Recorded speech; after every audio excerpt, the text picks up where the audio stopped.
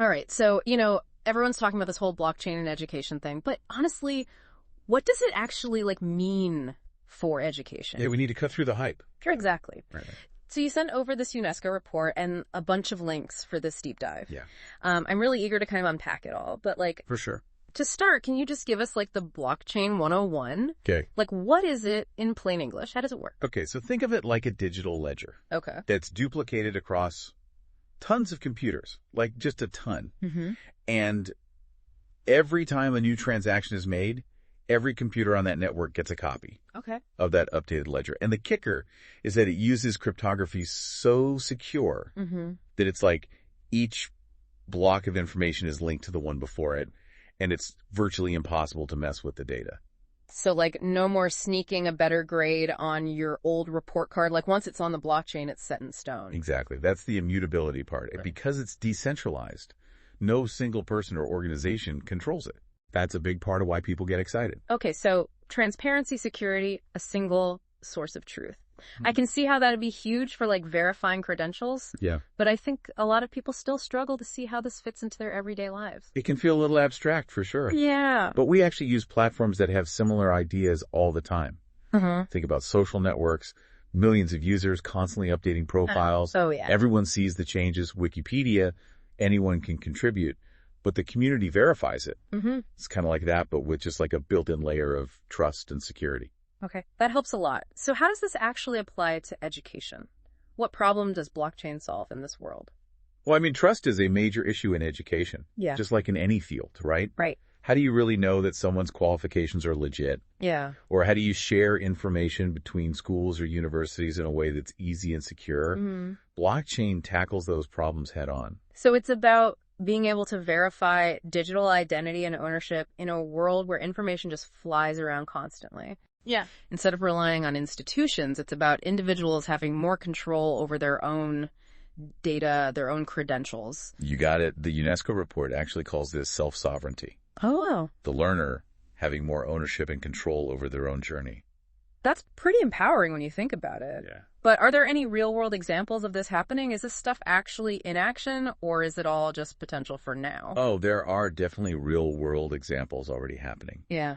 The UNESCO report highlights Malta's pilot program, where they're using blockchain to issue tamper-proof credentials for vocational and educational training, and they found that it actually drastically reduces fraud. Wow. And they're using something called block certs, which is an open standard, so anyone can issue and verify these blockchain certificates. So it's not just some crazy, expensive, exclusive tech that only a few places can use? Not at all. And get this, they're also exploring automatic credit transfers using smart contracts. Hold on, so you're telling me that blockchain could potentially get rid of the credit transfer nightmare? That bureaucratic black hole that makes transferring between institutions a total pain. Exactly. Imagine your credits just transferring automatically because the blockchain verifies everything. Wow. And the systems can talk to each other. Yeah. There are definitely kinks to work out, but projects like the University of Maribor's AGCTX platform and the MicroHE project are actively exploring these possibilities. MicroHE, my vocabulary is expanding by the minute. But seriously, if this tech can streamline things like credit transfers, that's huge. Great. What else did you find in the report? Any other mind-blowing applications of blockchain in education? One that stood out to me was the concept of streamlined intellectual property management. Okay. So essentially, blockchain could track the use of educational resources like research papers, online courses, you name it, and then potentially reward the creators for their work. So instead of academics pouring their hearts into creating these open educational resources and getting little to no recognition or compensation, blockchain could help track their impact and make sure they get proper credit or even payment. Right. And this ties back to that self-sovereignty idea, giving individuals more ownership and control over their intellectual property within the education system. It's about creating a fairer, more transparent ecosystem. Okay, I have to admit, this is starting to sound pretty amazing. Yeah. But I know any new tech comes with its own set of challenges. It can't all be sunshine and roses, right? What are some potential downsides or roadblocks we need to consider? You're absolutely right. No technology is a magic solution, and blockchain definitely has its own set of hurdles. Implementing it can be expensive, especially for smaller institutions. And then there's the energy consumption issue. Some blockchain systems, especially those using proof of work, are notorious energy hogs. Yeah, that's been a big criticism, and it's something we definitely need to be mindful of, especially with the growing focus on sustainability. Sure. Are there any ways to address that? For sure. Developers are working on more energy-efficient options like proof-of-stake system. And permission blockchains, which we talked about earlier, can also help reduce that energy footprint. Yeah. Because it's a smaller, more controlled network. So it sounds like the technology is still evolving and there's no one-size-fits-all solution. Exactly. And it's worth remembering that any new technology faces skepticism and uncertainty in the beginning. Right. Remember the early days of the internet? Oh, totally. People weren't sure if it would ever be useful. And now look at us. That's a great point. It's easy to get caught up in the hype, but we also need to step back and consider the bigger picture. So we've covered the basics of blockchain, explored some fascinating applications, and even touched on some potential downsides. What are the key takeaways you want our listener to walk away with from this first part of our deep dive? I think the biggest takeaway is that blockchain is more than just a buzzword. It's a powerful technology that has the potential to transform how we manage and share information, and that has huge implications for education. For sure. While there are definitely challenges to address, yeah, it's something that anyone involved in education should be aware of. Couldn't agree more. This has been a fascinating dive so far, but we're just getting started. In Part 2, we'll explore the UNESCO report's ethical considerations and delve deeper into those challenges we just touched on. Stay tuned. Okay, so we've laid some serious groundwork, but now I'm kind of curious, what about the human side of things? You know, the UNESCO report talks about ethical considerations. What are some potential unintended consequences of using blockchain in education? Yeah, that's a great question. And the report actually dedicates a good chunk to something it calls humanistic principles. Okay. For guiding how we adopt this technology. Humanistic principles. And a big part of it is avoiding techno-solutionism. Techno-solutionism, that sounds a little ominous. Basically, it's this idea that technology can fix any problem and we should just implement it without thinking about the real-world human implications. Oh. So it comes to blockchain, it's about making sure the tech serves the learners, not the other way around. Right. So it's not just about slapping blockchain onto everything, but really being thoughtful about whether it's the right tool for the job and how it aligns with our values. Exactly. Okay. So the report emphasizes a human-centered approach, putting learners and their needs first. That means thinking about things like data privacy, inclusion, even sustainability. Right. Okay. Let's unpack those. Data privacy seems like a big one, especially with all the concerns about data breaches and misuse these days. Does blockchain help or hurt in that area?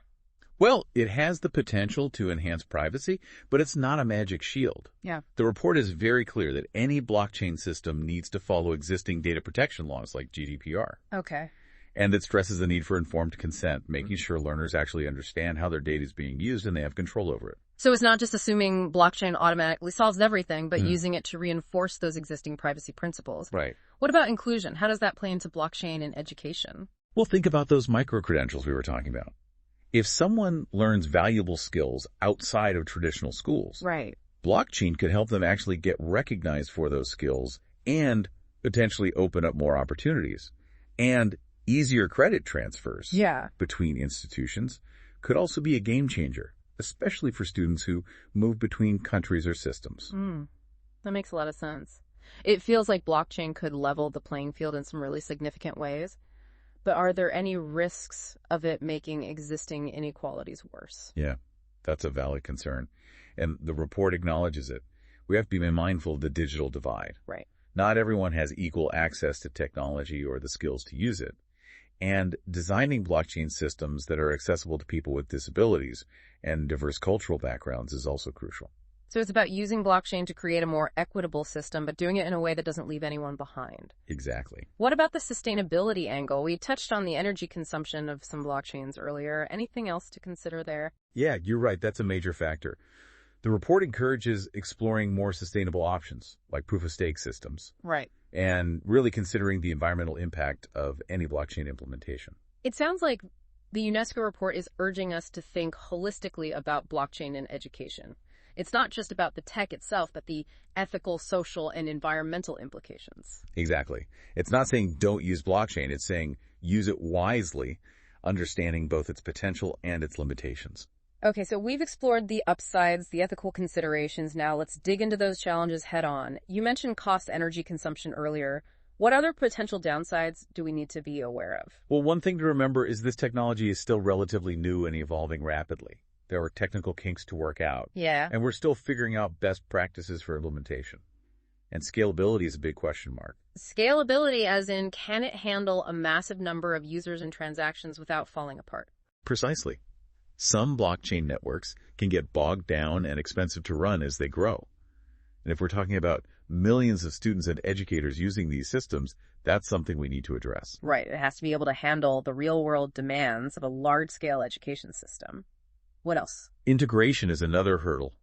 Schools and universities already have these complex IT systems. Yeah. And integrating blockchain into those existing structures won't be easy. So it's not just about the blockchain in isolation, but how it fits into that bigger picture. Exactly. And then there's the issue of interoperability. Okay. Making sure that different blockchain systems can actually talk to each other. Otherwise, we could end up with a bunch of isolated islands of information that can't be shared. Yeah, that would defeat a lot of the purpose. Absolutely. Yeah. And let's not forget the human element. People need training to use these new technologies effectively, and there's always going to be some resistance to change from those who are comfortable with the old ways. Right. So it's not just a technical challenge, but a cultural one, too. Right? And like any powerful tool, blockchain can be misused. Of course. So we need to be aware of the risks and put safeguards in place. It sounds like navigating this new frontier requires a healthy dose of caution, along with the excitement. What are the key takeaways you want our listener to keep in mind as we head into the final part of our deep dive? I think the biggest takeaway is that blockchain could be a game changer for education, but it's not a magic solution. Mm-hmm. We need to approach it thoughtfully and critically, focusing on what truly benefits the learners. Couldn't agree more. It's about using this tech to empower individuals and create a more equitable and accessible education system. But there's a lot to consider and figure out along the way. All right, welcome back for the final part of our deep dive into blockchain and education. We've covered a lot of ground from the technical stuff to the potential benefits and challenges. It's been a real eye-opener, even for someone like me who thought they kind of had a handle on this whole blockchain thing. I agree. It's been a fascinating conversation, and I think it really highlights just how much potential this technology has to reshape the education landscape. Right. And as we wrap up, I'm curious to hear your thoughts on what the future holds for blockchain in education. Where do you see things going from here?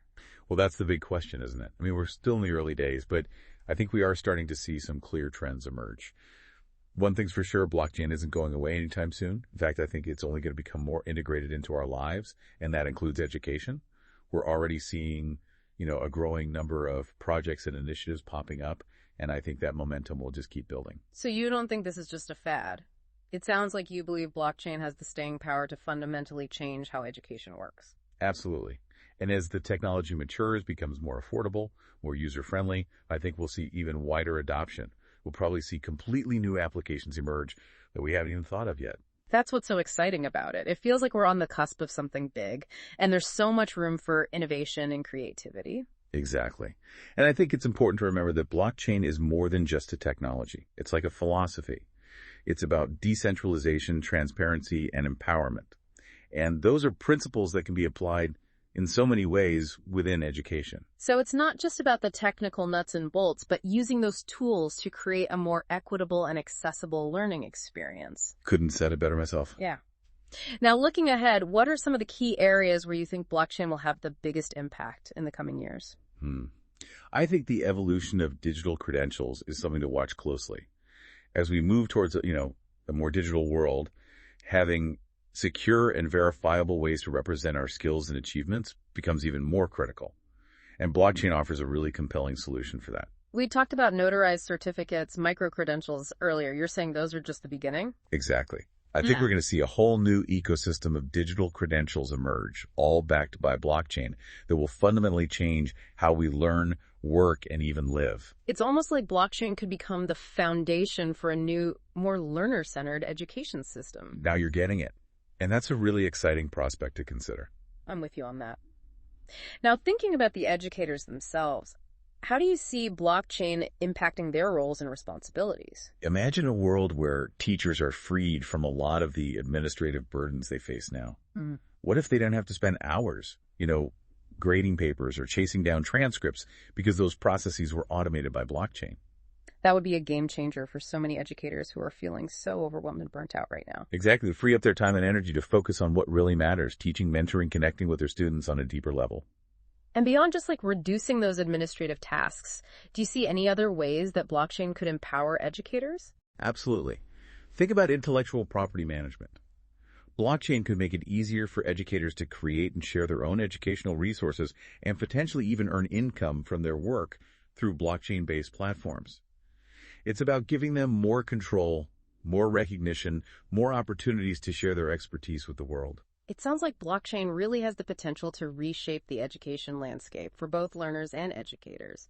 It's a lot to take in, but I feel like I've gained a much deeper understanding of this technology and its implications. I'm glad to hear that. It's been a great conversation, and I hope it encourages listeners to keep exploring this topic and thinking critically about how blockchain can be used to create a better future for education. Before we wrap up, is there one final thought or question you want to leave our listener with? Something to ponder as they continue their own deep dive into blockchain and education. Here's a question for you to consider. If blockchain could truly empower learners to own their educational journey, what possibilities do you see? What would a truly learner-centric education system look like? That's a powerful question and one that deserves careful consideration. We've just scratched the surface of what's possible with blockchain and education, and there's so much more to discover and explore. Thanks for joining us on this deep dive. We hope you found it as insightful and thought-provoking as we did.